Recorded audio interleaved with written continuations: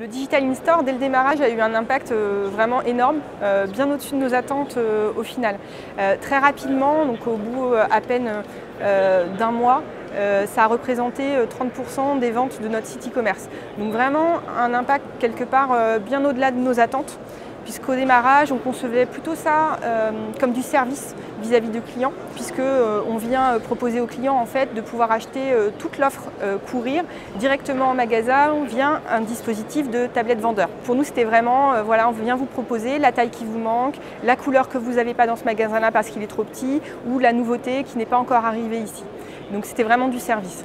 Et au final, on se rend compte que ça a répondu à un irritant majeur du parcours de notre client chez nous, qui est le manque de stock, le manque de profondeur dans nos stocks, dû aussi à la taille de nos magasins et la taille de nos réserves.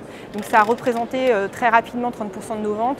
On monte à certaines périodes jusqu'à 40% des ventes du e-commerce. C'est un apport également qui est non négligeable pour les magasins, puisque directement c'est du chiffre additionnel pour eux qui est compté dans les primes des vendeurs. Donc c'est vraiment de l'argent en plus à la fin du mois pour nos vendeurs qui du coup ne considèrent pas du tout l'apport du digital en magasin comme une concurrence, mais vraiment comme un complément et comme une nouvelle façon de travailler directement pour eux.